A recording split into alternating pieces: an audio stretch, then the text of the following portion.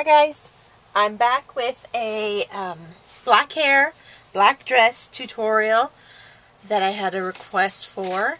And before I get to Rosalie here, I just want to really quickly go over the grays in the Copic markers. There are the 4 color families. There's the cool grays, the neutral grays, the toner grays, and the warm grays. And they, to me, they all have their uses, which, differ from family to family. I tend to look at them as, this row here that has the C's and the N's. These are both more on the cool side, even the neutrals. And my toners and my warms are, well, the warmer grays. And I use them for different things. Most of the time for black hair, I'll be going with cool grays, but every once in a while, the toner grays, I really like those as well. They're a little bit warmer without going so brown as the warm grays down here.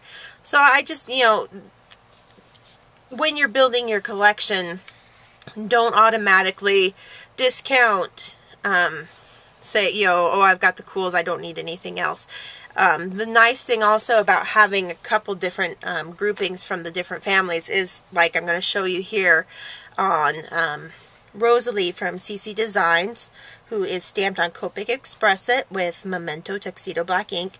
When I do a character with black hair and I want to give them black garments as well, I tend to use a different black or a different group of grays to create a different tone of black for the clothes, so that there's a distinction between the clothes and the hair. It's not all one shade of gray. So okay, so we're going to start on little Rosalie's hair, and I work light to dark, and I'm going to start with my C5.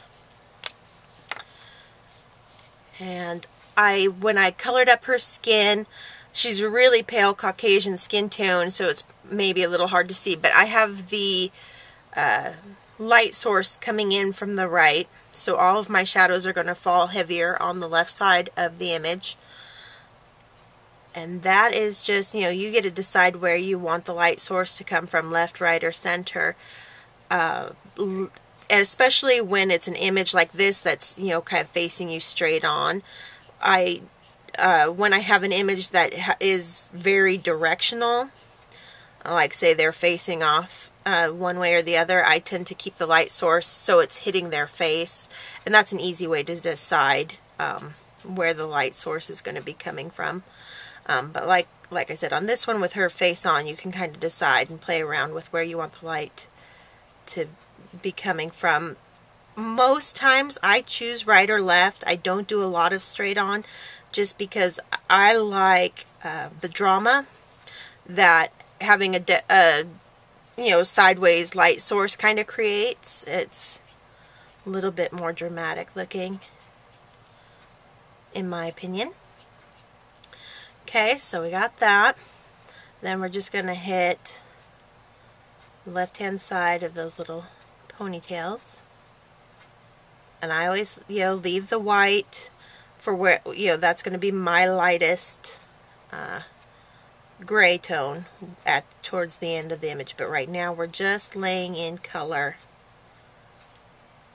not worrying about the blending. Okay. Now I'm going to the C7, starting right over top the C5, pulling it down just not quite as far. Always following the natural grain of the hair, and the lines kind of direct you, tell you how the hair is growing out of her head, instead of trying to start at the top and work in straight lines down. It's always giving it that nice little curve. It makes it look a little bit more natural. And because this is the side farther away from the light, I'm going to be pulling the darker colors a bit further than, say, I do on this side. And that's just going to help create that illusion of the light being stronger on the right side of the figure. I'm going to go ahead and flip her around because I like to also, pull away from parts of the image that I don't want to accidentally get like into the skin tone. So it's just, don't be afraid to move the image. I've said that before and I'll probably say it 100 more times.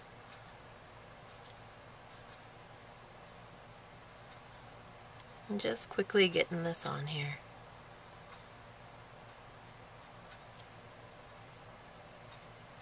Okay. Now to the C9. Once again, starting where our shadows are going to be darkest, pulling out, not as far as the 7.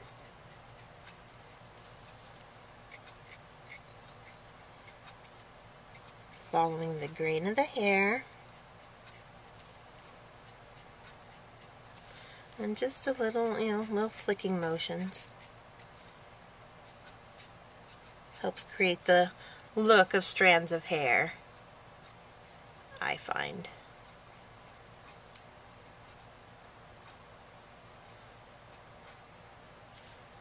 A little bit down here. I decided, still on the Halloween kick, and I thought Rosalie looked like she would make for a fun little kind of Wednesday from the Addams Family type character. I got some fun gravestone stamps, clear stamps from Inkadinkadoo that I want to pair up with her, so that should be a pretty fun card. Okay, so now I'm blending back down, going to the C7, and starting over top the 9, and pulling a little bit farther this time. Go up, pull here. This is where we're really starting to blend those colors. This is kind of the fun thing of Copic markers. At first, it's not that impressive when you're just laying down the colors, but it's at this point in the game that things start kind of taking on that magic quality, I think. We're just blending up here. Okay. Don't forget the little pigtails.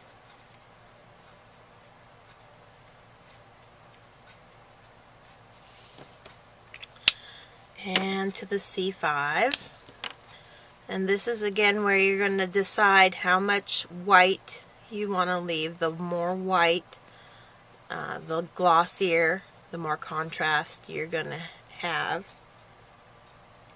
I don't tend to leave a ton, just because that's my personal preference, but there are a lot of Copic artists out there who do really gorgeous hair with that really high sheen that I admire.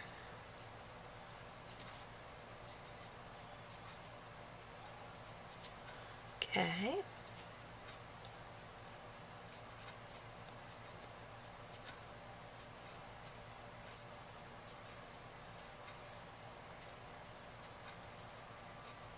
All the way around on this side because that's darker. Alrighty. Now I'm going to go to the 100. That's just the straight black. And all I'm using that for is to lightly flick in with just the tip of the marker those kind of strands of hair that are going to create the highlights and lowlights. And we take them right over, from the dark all the way over the lightest area. We're breaking that plane kind of, and that's what's going to give us some nice contrast against that. And we're just following the curve, the grain of the hair again. Light flicking motions. We don't need too many.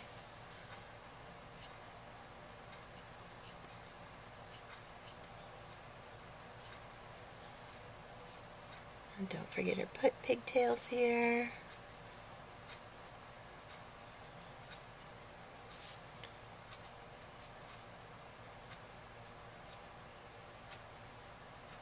Okay. And I'll even take it and just hit that part where we know it's really dark up there and right where those braids get really tight.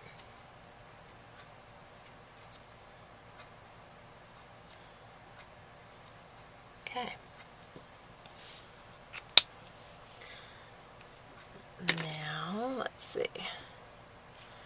I got a little bit of oops on her forehead, but I'll push that out with my skin tone later once it's dry. Other than that, that looks pretty good. Okay, so now we're going to move on to her dress. And because I used the cool grays, the C, 579, I decided to give her a little bit warmer black dress. So we're going with the toner grays, which T3, T5, T7, and T9. And I'm going to start with my T3. And with clothes, dresses, anything, once I've decided on a light source, so like it's here, instead of like laying down color like this, I will start on the side opposite the light source, so where my heaviest shadows are going to fall. Oh, real quick before I do this, I'm going to do just a touch of altering.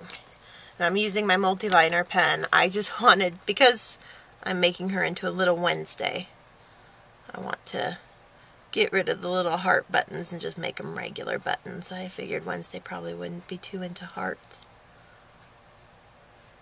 And I'm also just going to draw in some stripes on her tights, because there's just something about stripes that look a little quirky and fun and are great for Halloween. Okay. Alright, now back to coloring. To the T3. Like I was saying, so I'm pulling where my shadows are heaviest.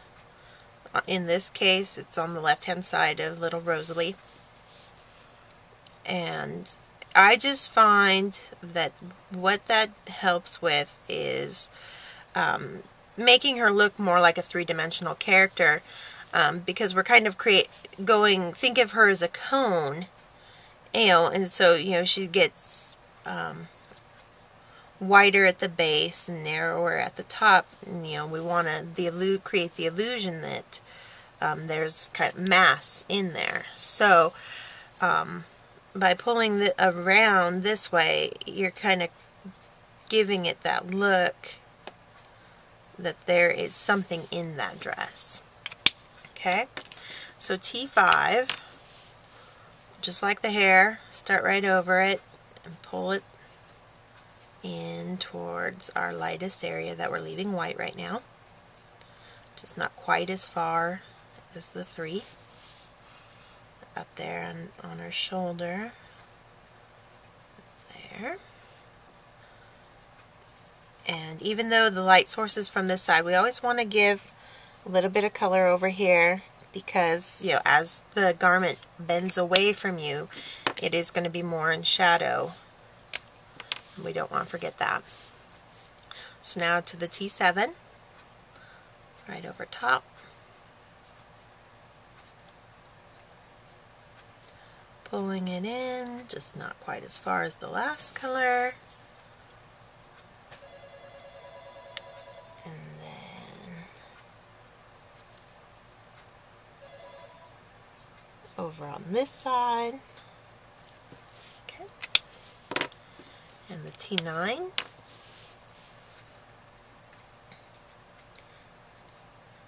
Giving us our darkest shadows.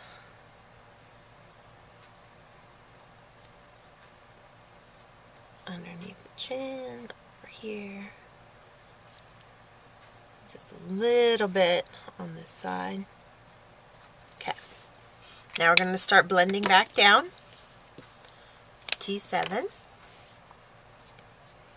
Right over top, a little bit further than we did last time. Just keep pulling that in towards the area we left white. A little bit on this side as well.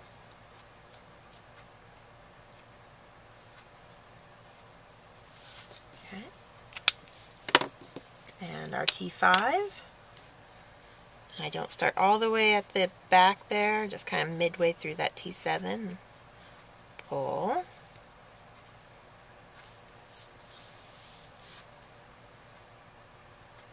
Pull here. This one kind of becomes, instead of flicking, I'm kind of doing the circular motion just because it's such a skinny little area.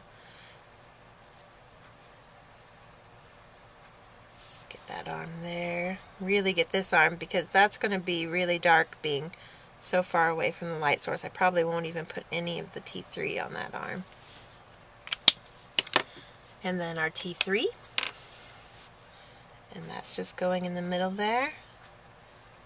Blending together.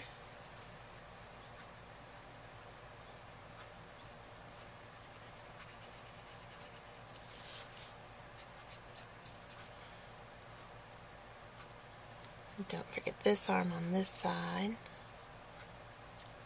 Okay. Now while I let that dry, I'm going to jump down to our stockings. And I'm going to be using a combination of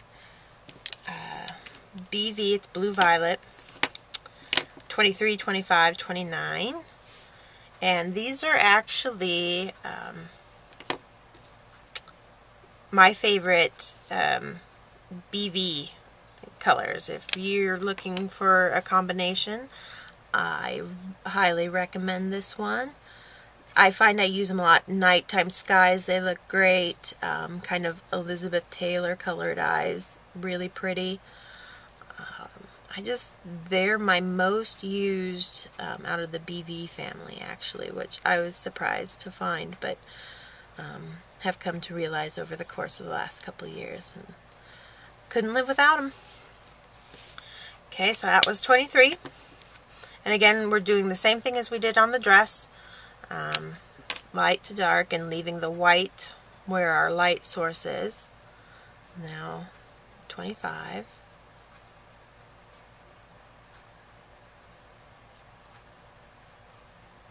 Okay. A little bit there. There. And finish off with the BV29 for our darkest shadow back here.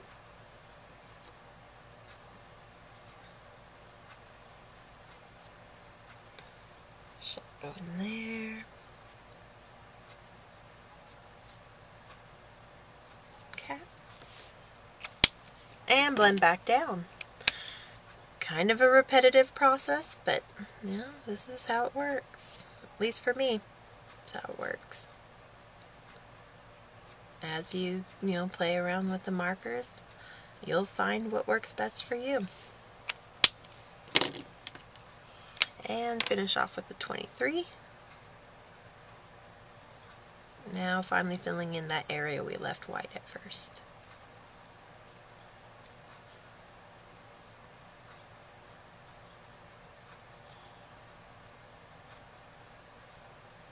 Okay. Oh, let's do her little ribbons that color too. And we'll do this ribbon that color. Our nice little Halloween-y purple.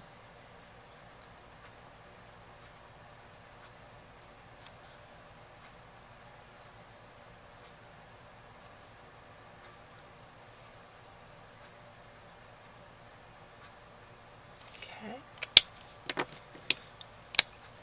25. And that'll blend a lot with the black, but I really don't mind. I want to keep her kind of dark.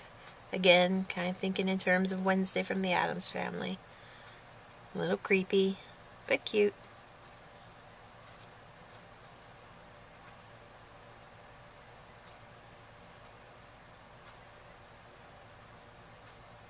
Okay.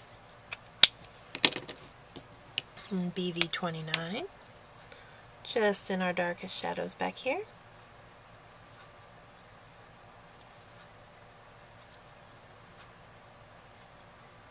All those little twists on the ribbons.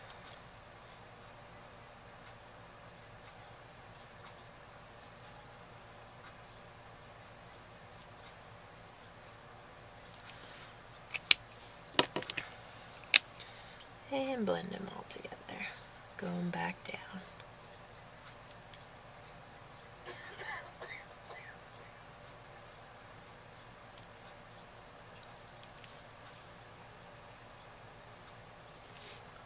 Finish it off with the 23. Easy peasy.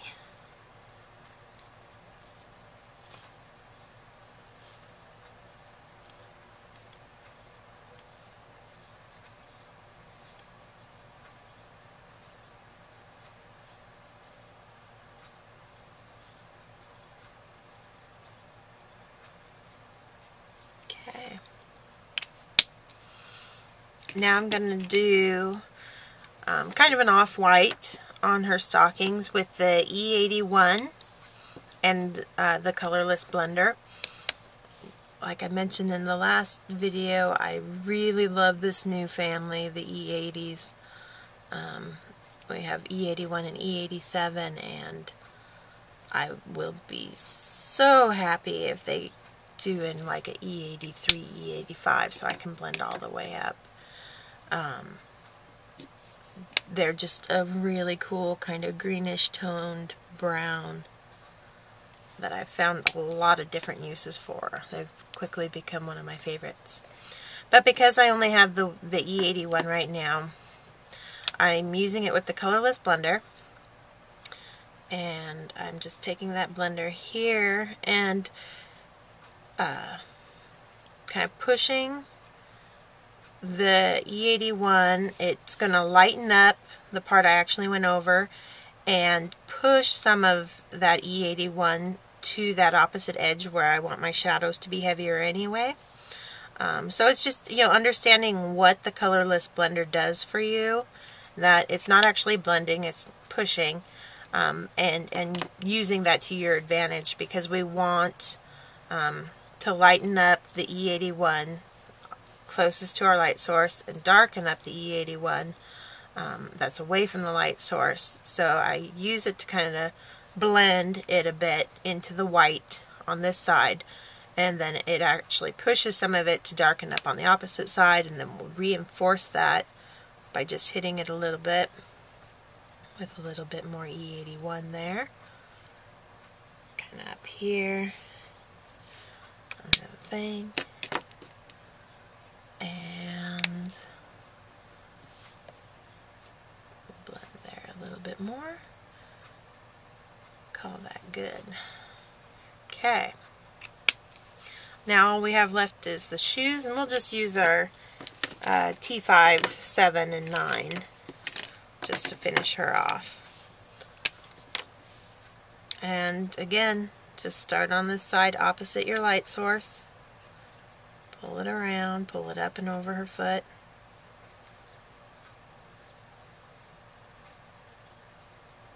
Okay. And our 7. T7, not R7, our 7.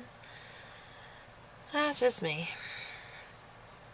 Don't mind me, I don't know how to talk all the time.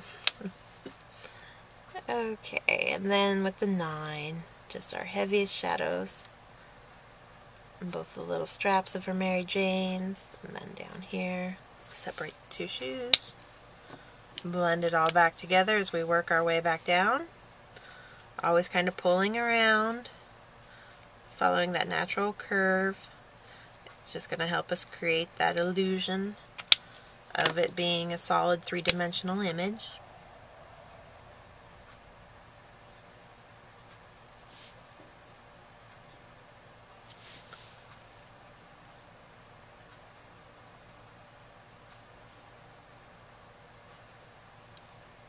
Okay. Now that our dress has had time to dry, kind of take a look at it, see if it's as dark as you want it. This is where you decide how gray or how black you really want the dress to be. It's pretty dark actually, but you know, I'll go back in with my 9, hit on these sides here, a little bit on here, and we'll just do one more round of you know, pulling color, blending color, just to give her a really nice dark black dress. But this, again, this is where you got to decide what you want it to look like, how dark you want your character to be.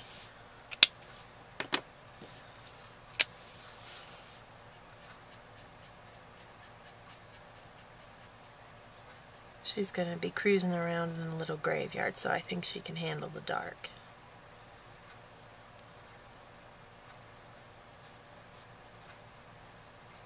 Again, keeping it darker on that side. Getting a little bit there.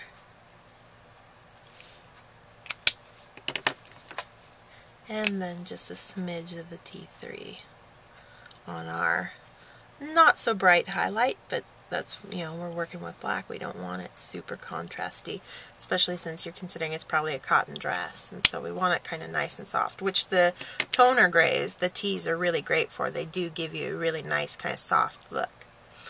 Okay, that is our finished little Rosalie turned Wednesday with black hair and a black dress. Thanks for watching, and I'll see you later.